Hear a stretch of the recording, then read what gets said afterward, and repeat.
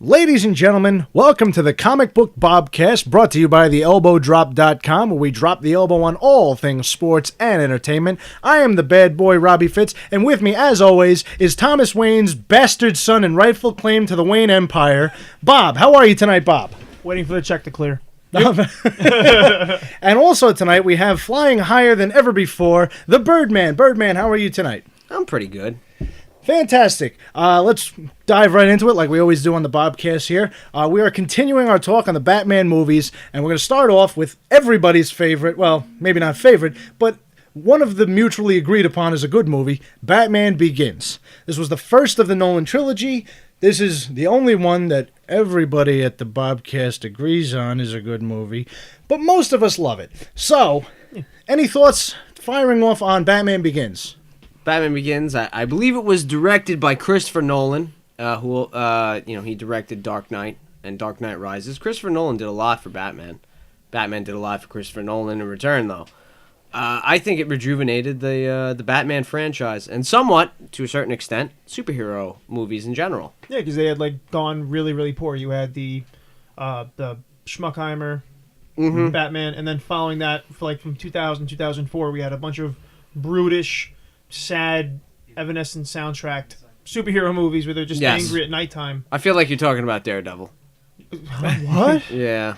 I can't see what you're talking about, but Batman now. No, yeah. So, but Daredevil back then. Batman Begins came out in 2005 and really surprised a lot of people. So yeah, yes. I can definitely back up that claim. We have kind of an interesting story about Batman Begins. When it came out, myself and the bad boy, I know we had no idea that it was even in theaters. We one day, my dad just said to me and Mikey Balls, he said, "Hey, you guys want to go see Batman?" We were like, "Oh, there's a Batman movie playing?" We had no idea. Yeah. We went to go see it. We were very pleasantly surprised. I know, Bad Boy, you have a similar story. Yes, exactly. Almost exactly the same story. One day, it was a Friday afternoon. My father says to me and my brother, "Would you guys like to go see the new Batman movie?" We both had the exact same reaction that you and your brother did. I was like, "What, there's a Batman movie out?" We went to go see it. We were pleasantly surprised because, at the time we were kids, so we thought that Batman and Robin was a decent movie. And then we saw Batman Begins, and we're like, "Oh, this is what Batman's supposed to be?" Mm-hmm. It was funny. Funny, you guys both have a story where you didn't know it was going on. I didn't know it was going on, but unlike your stories, I don't have a dad. So, well, neither does Batman. He doesn't have a mom either, so I kind of won 50-50 with that, except I'm not getting no $1 billion will. Anyway, I was at my doctor's office. I saw Entertainment Weekly, and I flipped it open, and I saw Christian Bale sitting next to the tumbler. And I'm like, what the fuck is this? And I flip, and it's like Bringing Back the Bat. And I'm like, what? And then a week later it came out. I loved it. I feel like Christopher Nolan, as far as, with the Tumblr and everything, I feel like he tried to make it as realistic and as grounded as he possibly could, which I think initially is what people loved about it. And then I think in Dark Knight and then more in The Dark Knight Rises, he kind of veered off the beaten path a little. I know you're going to get to that. Well, with I'll take charge here. With Batman Begins. But it was all very, very gritty and dark and realistic. Yeah, that was it. Chris Nolan really added his own personal like twisty ways to the film, but he also made it, as I guess loosely speaking, realistic. Batman had an actual suit of armor.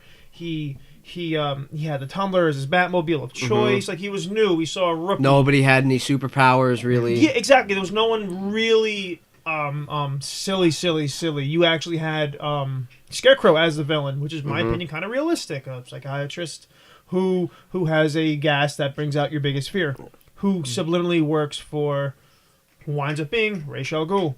And we are introduced to the intro of Batman's true origins, which we've never gotten in any other film. Yeah, Nolan picked out villains that could potentially exist in our world. Bane being the huge terrorist, and Ra's al Ghul being this insane visionary. Or Ra's al Ghul. I know there's a joke in the Batman Begins movie.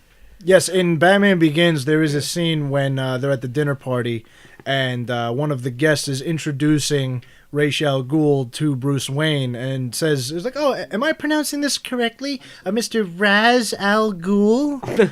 which was hysterical to anybody. And Liam Neeson looks at her and goes, "You should be taken." Oh, that's good. Good one. Thank you. I'll be here all week. That was good. You will. I get paid to. But I like the way Batman Begins. As you guys mentioned, it's much more realistic. This wasn't one of those campy movies where Batman just has everything on the utility belt. Yeah, no. All three of the movies featured bat devices that were made after the need for them, which I liked, because in the previous movies, Batman just pulls whatever he needs, he has, which has always been a Batman characteristic. But once again, we're going a little more realistic. I mean, that utility belt is utilized everywhere. It's supposed to have everything, but realistically speaking, it can't. I think the best thing about Batman Begins is in the title, that this is where they've never as far as the cinema goes, as far as movies go, they never tackled his origin. They every time a Batman movie started, he was already Batman. Yeah, he already had his shit down. He already had the whole bat signal and everything. So I enjoyed seeing how the road he takes to becoming Batman. And I think Chris Nolan did a pretty good job with that. And obviously, I guess everybody else agreed too, because he spawned 2 sequels off of it. So I felt doing something fresh with Batman, such as his origins, helped revive the Batman lore on film as well as superheroes in general. I mean, Christian Bale, good Batman. I don't know. I just felt it was Patrick Bateman. Just on his weekends. I liked Christian Bale in Batman Begins. I like him less as the movie trilogy progresses. I can agree with that. But in Batman Begins, I thought he was good. Yeah. I mean, I'll still stick with Michael Keaton as being my all-time favorite on-screen Bruce Wayne, but I thought he was an okay Batman. I thought he was a pretty decent Bruce Wayne. My favorite being Begins. Then after that, I was just sick of him. I can agree with that. I mean, most of my gripes with Dark Knight and Dark Knight Rises stem from the voice of Batman, but we'll get into. I really want to get into, but I'll let you guys finish. We will get into that as we go. Batman Begins. You got Ra's al Ghul with the origin story of the League of Shadows or League of Assassins, however you prefer to call it. Tomato cantaloupe. Scarecrow with the fear gas, which was awesome way to introduce Arkham City or Arkham Asylum. True. Turning that whole island, Arkham Island, into the asylum essentially, because you had to seal it off now because, by the way, spoiler alert if you haven't seen it yet, while you're listening to the Bobcast. But that was a great way to introduce Arkham. Whether you say city, island, asylum, however you want to refer to it. Victor Zsasz, if I'm not mistaken, was being defended with Scarecrow in one of the opening scenes. Yes. So, the beginning of the movie, I believe. Yes. And Falcone, never ever introduced on screen. Nope. Which I love Falcone because he was a Batman villain that was expendable. Most of the villains we know, Joker, Two-Face, Riddler, Bane, these are all villains that you can't just do away with for no reason. But Falcone was expendable. He was a human being. He wasn't a super villain. Yeah, he wasn't some juiced up person as opposed to just an old man with a crime syndicate. So I do like having Batman be able to deal with an expendable villain. Yeah. That I was a big fan of. And I think Tom Wilkinson did a very good job. I enjoyed watching his portrayal of Carmine Falcone. Yeah, no, I or really... Falcone. They say his name differently in every interpretation. Because on Gotham currently, he's Falcone. He's not Falcone. I'm shocked someone actually watches that. I enjoy it greatly. I hope to bring it up soon. It's getting pretty good. Your own podcast. I'll bring that up. There's only one episode left, and I gotta say the show. Oh, thank God. The show has turned it around. Has done a lot better as of late. But I will say my stepfather loved it halfway through. Yeah, it got better. It was a slow start, and now the characters are really taking shape and becoming their own people.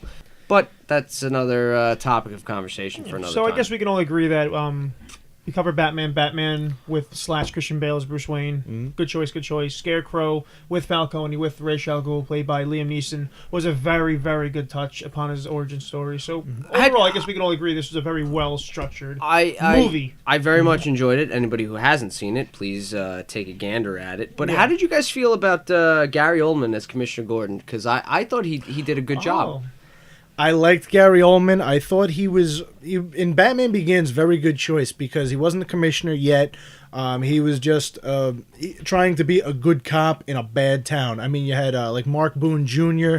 and characters like that trying to corrupt him. Yeah, that's right. That's right. And he was just trying to be a cop in a city that doesn't allow that. Good cops get punished in Gotham. Yeah. So I thought he did the job perfectly. I mean, when you looked at him, he just looked mentally exhausted trying to do what he wanted to do, what he was supposed to be doing. Exactly. And I think he did a great job of that. The way you could see in his eye that glimmer of hope with the Batman.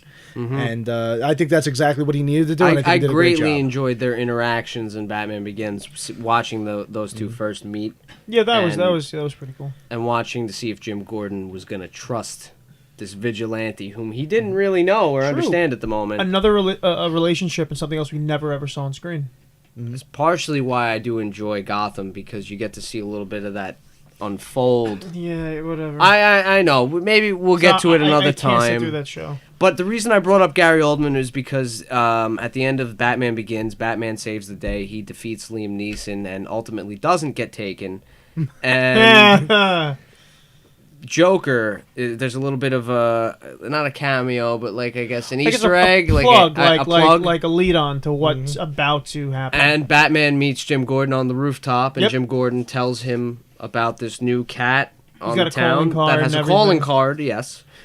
And that kind of gets you hyped for a sequel. The following sequel, yeah, which I was very excited for, because when as I was watching that in the theater, that took 3 years to come to fruition. Finally, worth the wait for majority of the people. I'm watching it, and I see, and I'm like, wow, they gotta really, Nolan's gonna try to tackle Joker, which made me very excited, because Chris Nolan is one thing he knows how to do. That's make a mentally unstable character.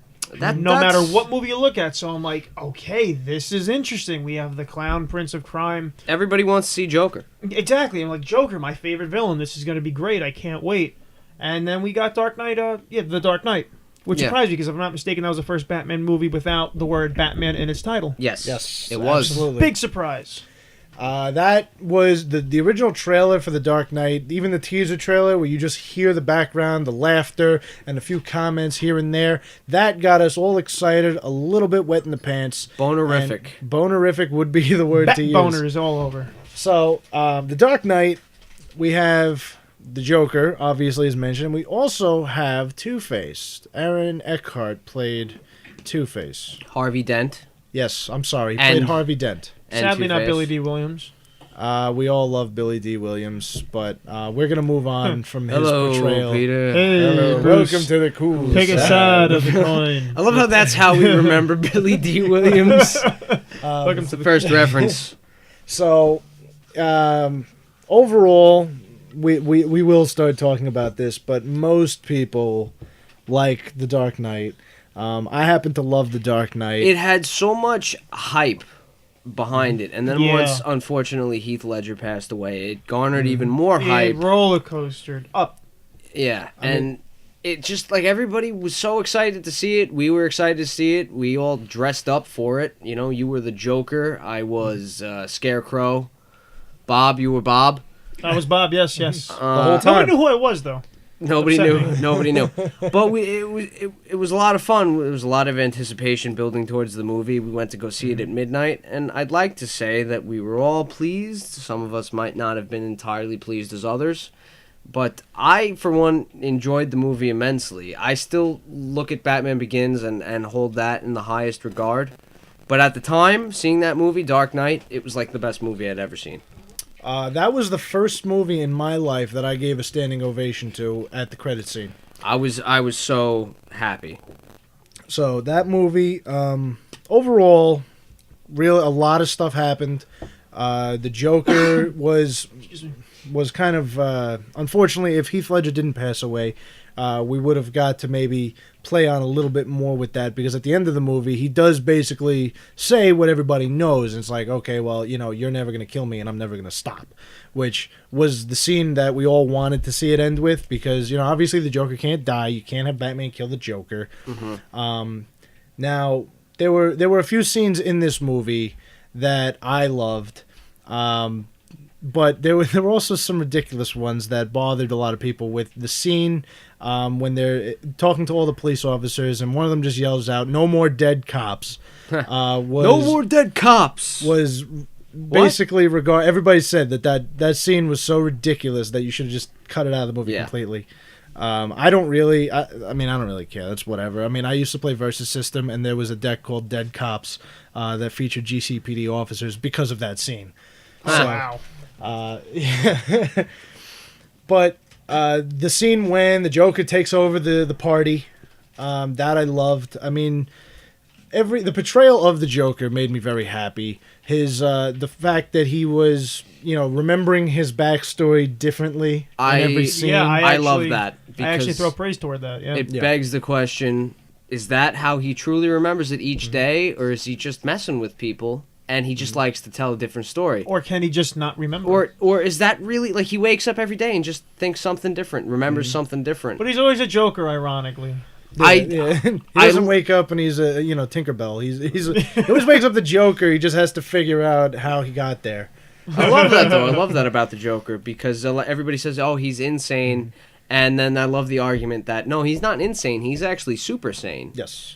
He is the most sane person in the world because he sees the world for what it really is. Mm-hmm. This movie had a lot of great one-liners. Yes. The my Joker God. So I mean, certain lines just think about it, make me laugh. Where he's holding the guy hostage at knife point, and they ask him for his demands. He's like, "I just want my phone call," which obviously led to a part of his plan. Then with the pencil disappearing, yes. It's gone. How about a magic trick? What happened? Did your balls drop off? Yeah, that was funny. The Joker's dialogue was he knew to be a little funny at times. I like that. He had that dark humor to him. Mm-hmm. But most of it was just sadistic and insane, but he had that little hint of the dark humor. We're going to have tryouts. Snap. Yeah. And he leaves. That was interesting. How many of your friends did I kill? Yeah. Yeah. That was interesting. So, even though there were things about Heath Ledger's portrayal that Bob is going to address, overall, there was so much to enjoy. So, Bob, now, one of the things that I know bothers you is something that doesn't bother me at all. Which is probably everyone's favorite fucking one-liner in this whole movie. Well, I was going to refer to his lip smacking. Yeah, like the one fucking piece of dialogue everybody remembers from this fucking movie. Everybody was doing it after the movie, including myself. I recall. I didn't see this movie opening night. I saw it like 2 weeks before it was taken out of its original run, I guess. Okay. So I saw it really late. So for the first little portion of the movie, I'm like, oh, he's got scars. Okay, this makes sense. This is cool. Half an hour into the movie, I'm like, all right, I get it. You had scars. Hour and a half into the movie, I'm getting real fucking annoyed now. That just annoyed the shit out of me. But it was okay. I felt it was a necessary touch. It was enjoyable, but not to the extent. I deeply enjoyed it, and I don't care. I did, but it got annoying to me at one point. I understand. I can understand it. I deeply enjoyed it. I just liked the fact that the Joker just had that little twitch to him. That was just something he. The only thing more did. annoying that is people doing Borat impressions. Fair enough. Joker lip slap and yeah, I'll leave the list at that. Nice. But hell, bad boy. With that, okay, we addressed the Joker. Now, how do you guys feel about Harvey Dent? I'm gonna say, to this day, I still don't think he's dead. I don't care what anybody says. Show me the body. He was on the ground. He wasn't necessarily dead. A lot of people lie down on the ground that aren't dead. Okay. His funeral. If he's not dead, though, then what is he doing? Where is he? Well, that's exactly it. Is we don't know. But his funeral was Harvey Dent's funeral. It wasn't Two-Face's funeral, as far as I'm concerned. That's the way I like to look at that. Oh, yeah, remember at the end of Batman Begins, he held a Ra's al Ghul funeral? Yeah. I mean, I think if you look at it my way and you ignore, what your mind wants to tell you, and you look at it my way, you're going to enjoy the movie that much more. I think it's a lot cooler to think that Harvey Dent is officially dead, but Two-Face was just born. Oh, okay. Two-Face just started walking. That would have been a cool way to go, and that would have been a cool story arc to go with, but they didn't do that in Dark Knight Rises. Yeah, I didn't really like the fact that we got very little Two-Face. Yes. I felt as though when I first saw the movie, I felt as though that maybe the Two-Face character didn't need to be born in that movie necessarily. But I see the story arc they took with the Joker, and I understand why they introduced Two-Face with the Joker in that movie, because their roles kind of intertwined a little bit as far as justice and chaos go. But I feel like Harvey Dent Harvey Dent and Two-Face could have had more of a story to them. Like, if he in fact did not pass away, Harvey Dent and Two-Face. Well, Two-Face lives and Harvey Dent is gone now. But other than that, I don't have a lot of complaints about Harvey Dent's character and his portrayal of Two-Face. Who doesn't love the line, you either you live long enough to see yourself become the villain, something like that. You die a hero. Die a hero, live yourself long enough to become the villain. Yeah, that was a lot of great dialogue in this movie. I will give this movie that much. I loved the dialogue, was pretty memorable. And then also, I think the purpose of his character is what bothers me the most, because I understand he's born out of this chaos, and now he's in his eyes offering something that's fair to this chaos. Chance, 50-50 shot is fair.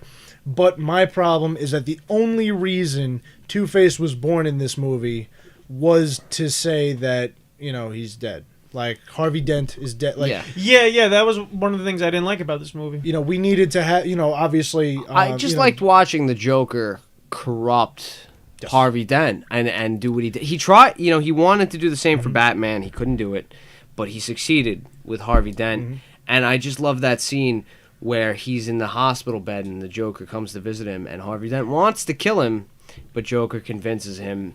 No, he is convinced him. Joker knew that he had a chance to fail, so if you look real close at how he's holding the gun, he's holding the hammer. Is that what it's called? I know what you're talking about. The pullback. That's what I love about the Joker, is that the Joker just did not care. He's always in control, so he technically kind of didn't. But he didn't care. That was like, he just wanted to introduce chaos, which is the whole point of the Joker. I guess. So then, also, did anybody care that they replaced Rachel as the actress? No, I feel the character... Nobody cared at all. Character is absolutely useless, but leads me into a master plot hole, in my opinion, for Part 3, which we'll get to when we get there. It could have been... as unfortunate as it is to say, Katie Holmes and Maggie Gyllenhaal were kind of interchangeable in those roles. Yeah, the role was so bland, it didn't matter who you put there. It was like, oh, okay, she's back, I guess. It wasn't really more about her. It was more about Bruce Wayne's love for the character and his attachment to Rachel Dawes. But I didn't really feel like she was a prominent character. It wasn't necessary. I felt like she done without her. She didn't really do much in terms of changing or altering the I think playing field. The purpose of her character, I think, more than anything, was just to put Harvey Dent and Bruce Wayne in the same room. I was just going to comment. I feel she was just there as the glue to put those two together. Because, their interaction as, person to person as opposed to hero to villain... wouldn't happen much, Exactly. Why would... he was the DA. Yeah. Why would the DA talk to Bruce Wayne for anything other than money, which is ultimately why they got together? Bruce Wayne threw a fundraiser. I believe in Harvey Dent, man. I believe in Harvey Dent, which I still want that pin. So, Two-Face, Harvey Dent, I think we all pretty much enjoyed the short time we had with him. The Joker, for the most part, enjoyable to most people. Stand strong by my word. Nobody cares about Rachel. Yeah. She's dead now anyway. So it doesn't matter. Just poetically, The Dark Knight is poetically is my favorite movie in the trilogy, because you had just the three different parallels of the Joker, who was just infinite chaos, and Harvey Dent, who was the White Knight, and then Batman, who was the Dark Knight. And I thought it all played so well together, like just the three conflicting personalities. And then you got Bruce Wayne in the end, Yeah, Bruce Wayne. And one last thing that I just want to mention about this that is important is that this is the movie where, spoiler alert, Jim Gordon finally becomes Commissioner Gordon. Yeah, that's right. He was not a commissioner prior to this movie, and we've always known him as Commissioner Gordon. So that was kind of a big deal, and the way he comes back, because that got a round of applause. You were there, you heard it. The theater erupted in applause when Jim Gordon. Yeah, I didn't expect that. Himself. That ending was because that whole chase scene, cinematographically completely wrong, but I love that ending. That was worth it. Okay, fair enough. Yeah. Any closing statements on The Dark Knight? Yeah, no, it was okay. I felt If I had to rate it, if I had to give it, 1 to 5 elbows, I would give The Dark Knight like a 4.5 elbows. Okay, I mean, 4.5 elbows. I'm still in love with this movie. I don't really care what anybody says. I'll give it the full 5. The things that I didn't like about this movie are so minuscule that I can't even give it a 0.1 minus on this. Like, I love this movie. I've watched it more than any other Batman movie in my entire life. I own the DVD, and when it broke, I replaced it the next day. Wow. Well, back to Batman Begins. None of us happen to give it a rating, so real quick, Batman Begins, I would give it 4.5 out of 5. Dark Knight, 2.5. See, I would give as much as I love Batman Begins, I would give Batman Begins 4 elbows, and I would give The Dark Knight that extra half elbow because I do feel like it was a step up. Not a major Batman Begins is amazing. Standalone, it's amazing, but The Dark Knight just was that little, just that little cherry on top. Just gave you that one little push, right? I had to. Yeah. Exactly. See, you were able to work that. So many lines. We love it. Yes. I would give Batman Begins a 4 out of 5 elbows. I mean, I love the movie, but it wasn't. I mean, it changed everything for the way we look at movies. But I feel like if it wasn't for the fact that it changed things, it wouldn't have been seen as good at the time. I'm not hating on the movie. I don't want anybody to think I don't like it. But I think that we loved it that much more because we hadn't seen that yet. Yeah. If it wasn't for Ledger's death, I feel the film would not have been immortalized as heavily as it became. It might not have been, but that's we'll never know. Speculation. Yeah, really. Absolute speculation.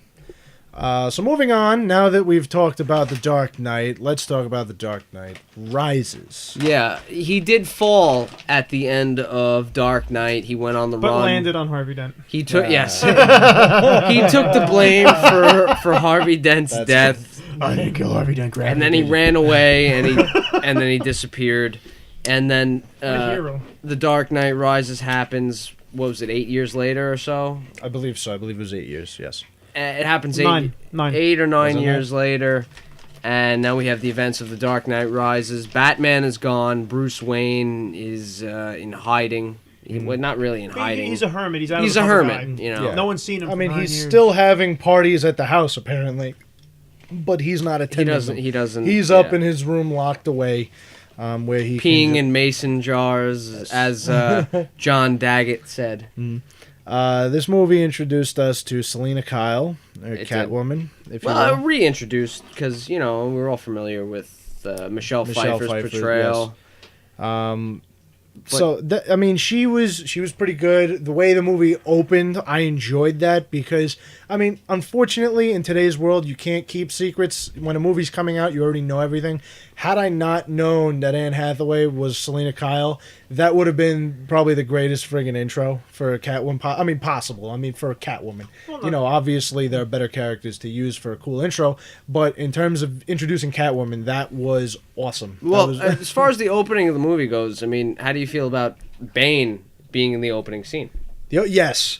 That scene was really cool, got us fired up. He killed freaking Peter Baelish, Aidan Gillen is his name, I think, but Game of Thrones, for those of you who are fans, he killed Peter Baelish. Wow, I just pieced that together. Baelish. Yes. You mean the villain in 12 Rounds? The villain in 12 Rounds, yes. That's what you meant to reference, of course. I meant to reference 12 Rounds, of course, yes.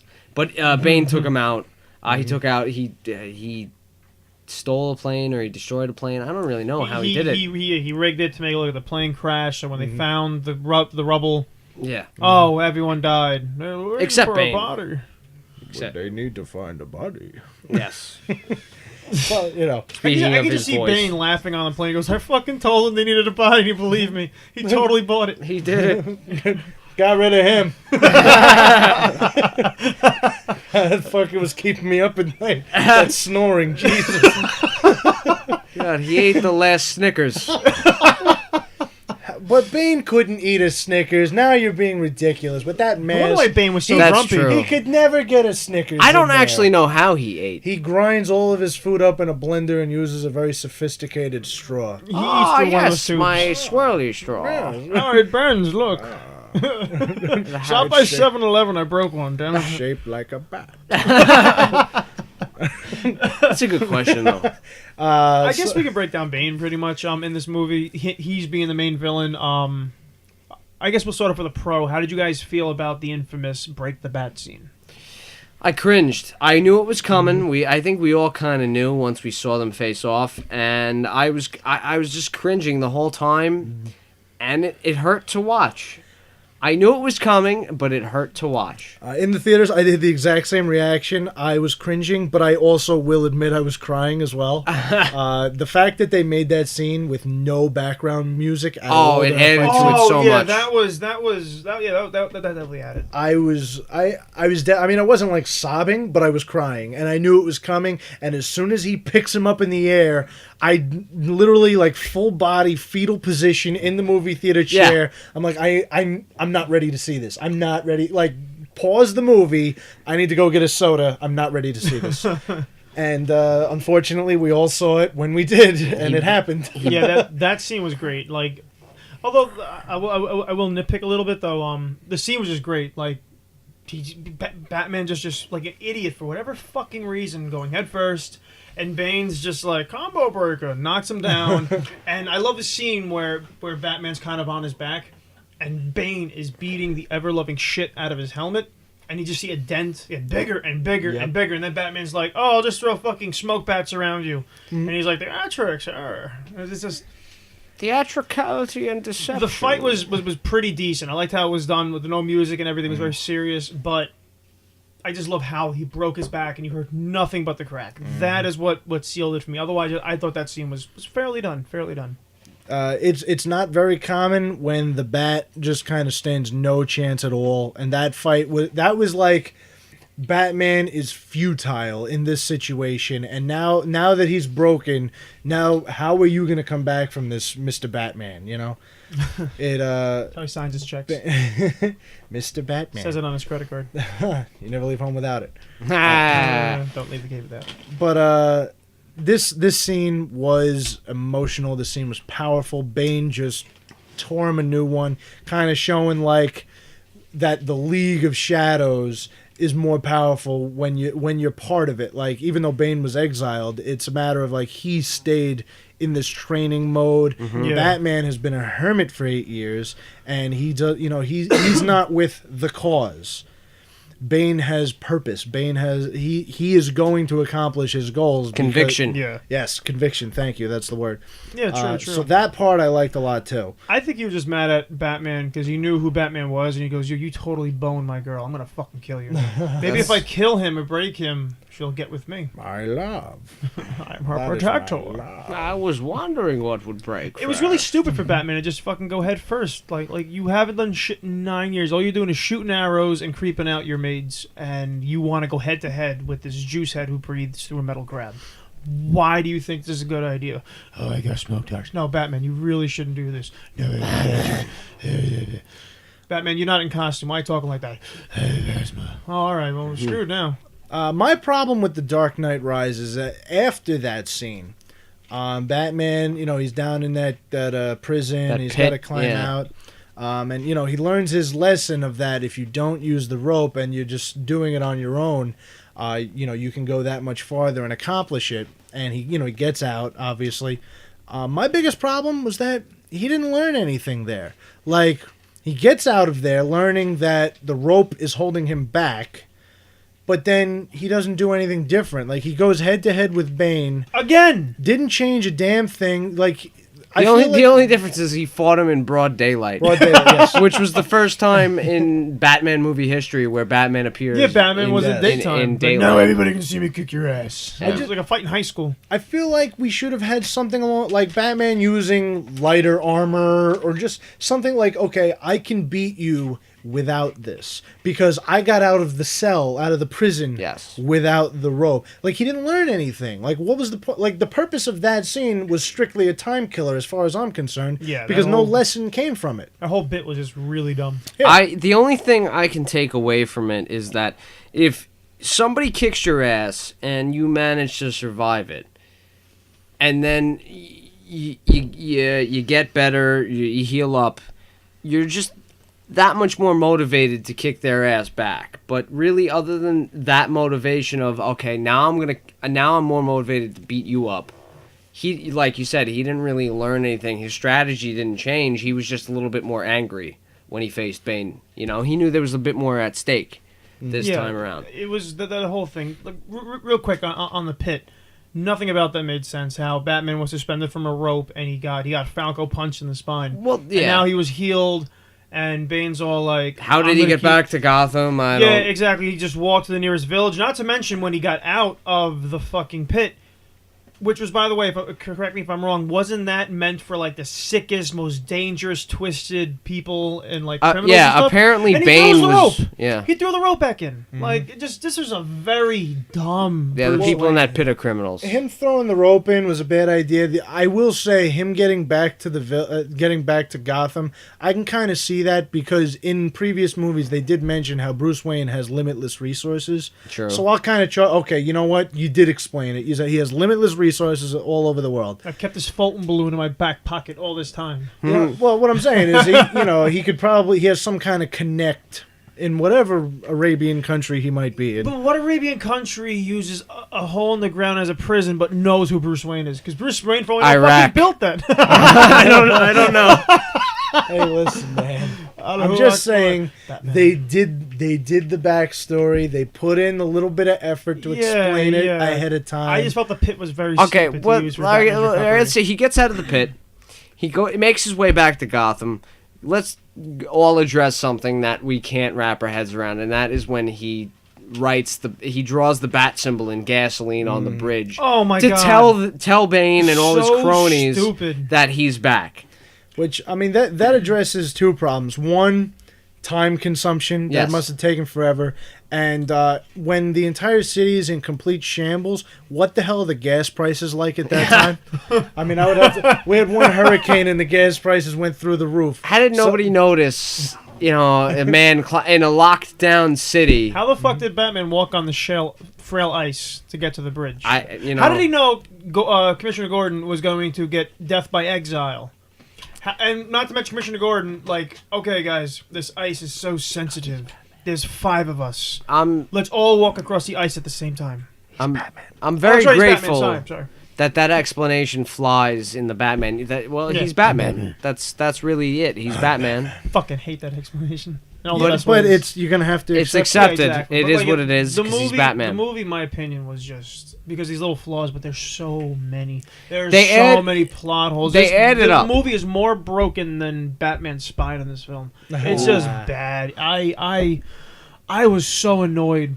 The little tiny plot holes and they added up. Fucking plot holes. They all added up and it became a thing. But I still enjoyed The Dark Knight Rises. I still appreciated the story of Batman now having to overcome Bane and this physical test of madness that Bane was. No. I mean, okay, so you didn't like that. What'd you think of the stadium scene that we all saw in the trailer? Oh, that was incredible. That was incredible. Mayor Eyeliner dies. It was a great scene. I absolutely loved it. Like seeing some of the Pittsburgh Steelers. Yes. Great and scene. The mayor, Batmanuel. I make that reference because he played Batmanuel on The Tick. I believe his name is Nestor Carbonell or something like that. His first name's Nestor. I know that. I'm gonna take your word on it. Yeah. Looking for a bat manual? It is Batmanuel. I've never heard of this person. Please check out The Tick. Very worth the watch. So, okay, now we talked about Bane being a terrorist. Actually, we didn't really talk about Bane being a terrorist. We'll talk about that. Let's talk about that. So Bane was a terrorist. Bane was. That's Dark Knight Rises was very realistic. It was very grounded in reality, in the fact that Bane was kind of he was a terrorist. Yeah, he got his hands on a nuclear fusion device. I don't know if that could ever happen in the real world, where somebody just takes a city hostage with a nuclear device and blows up bridges, but.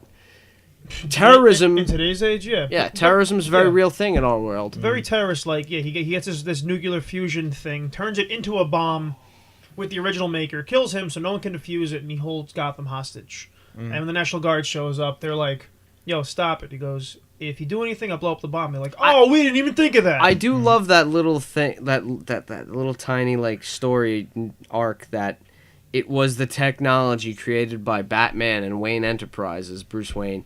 Yeah, that was cool. That Bane captured and turned into a weapon. As well as the tanks and all his other equipment. Yeah, he took the tumbler. Bane took everything. He said, "Oh, you've given me everything I need." Well, you know how Bane talks. Yeah.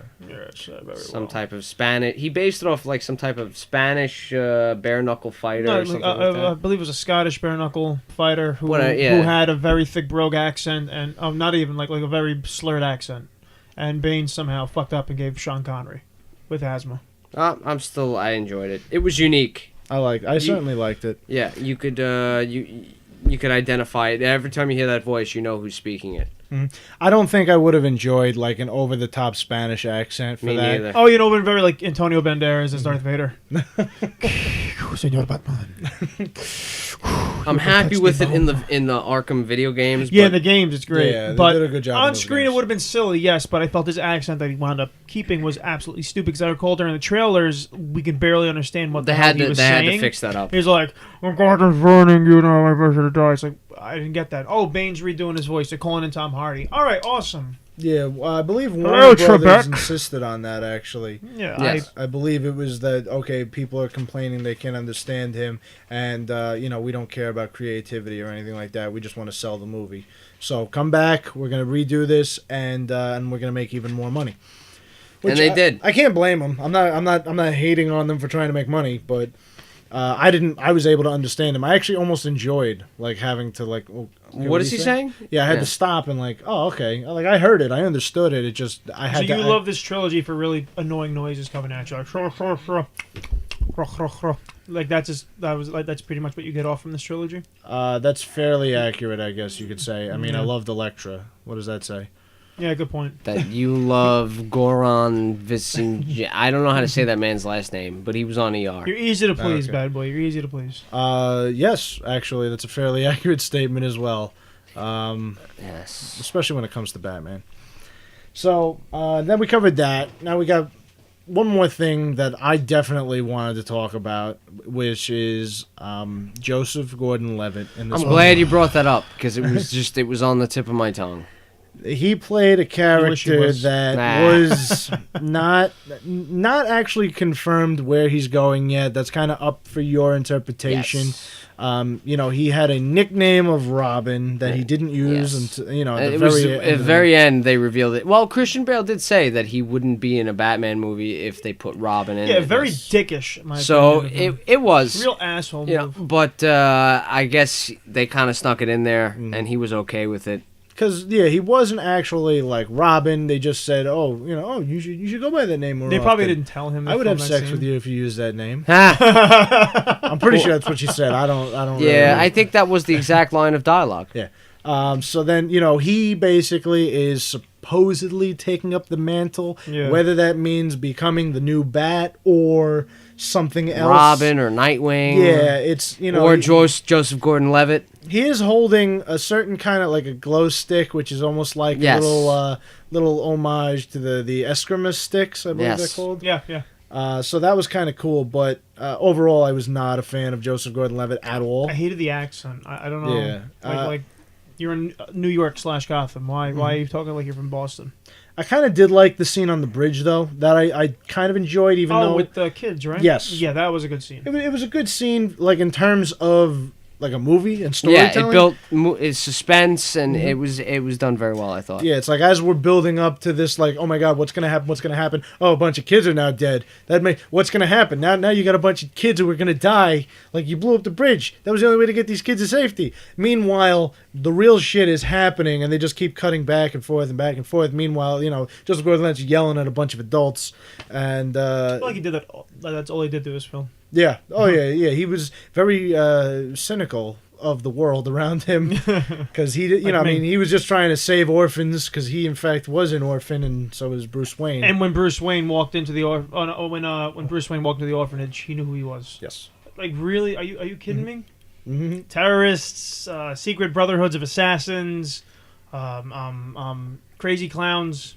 No idea who the fuck Batman is. Joseph Gordon-Levitt. Hey, you're Batman.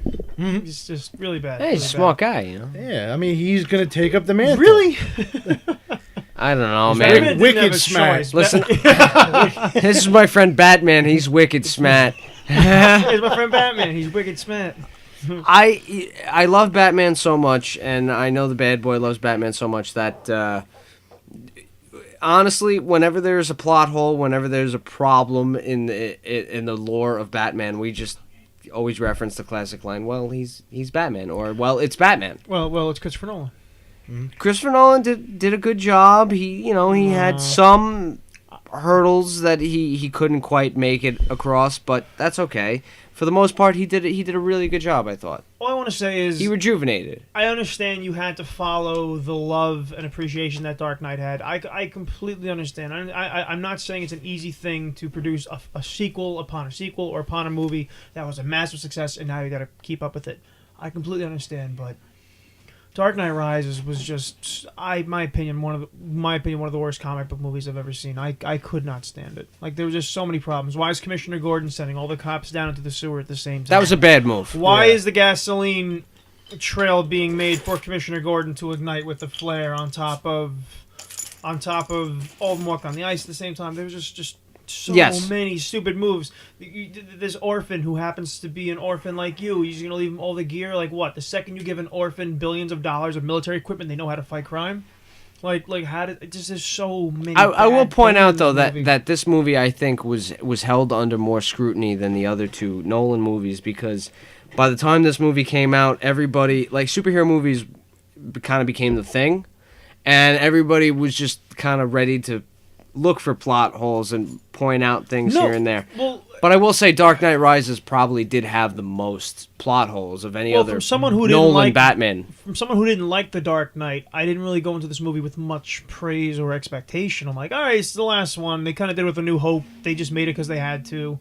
And Revenge of the Sith, they just made it because they had to. Let's see how this third one goes. And I was even more let down than I was with Dark Knight.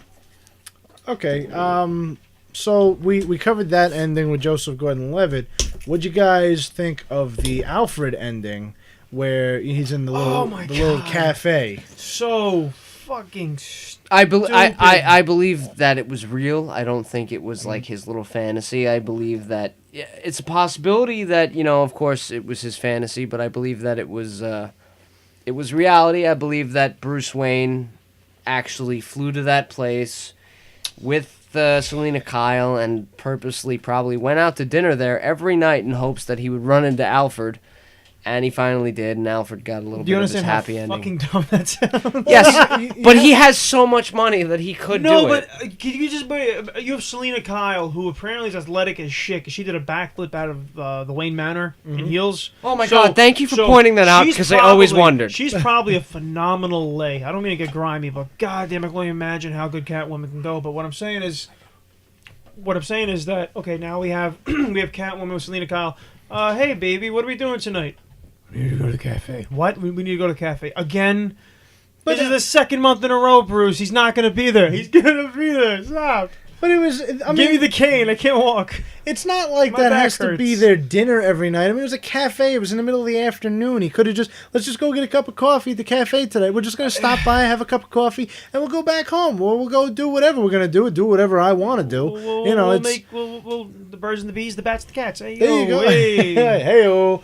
I think that he would do that for Alfred because Alfred was a father figure to him. Alfred raised him, so it's much of a father to abandon him. But there's more to that. He abandoned him after how many years of putting up with this? He's been doing nothing but try to make Bruce Wayne an acceptable adult, and Bruce Wayne has done everything in his power to make that impossible. He is just trying to be a good father to a boy who didn't have a father anymore. And now Bruce Wayne is saying, you know what?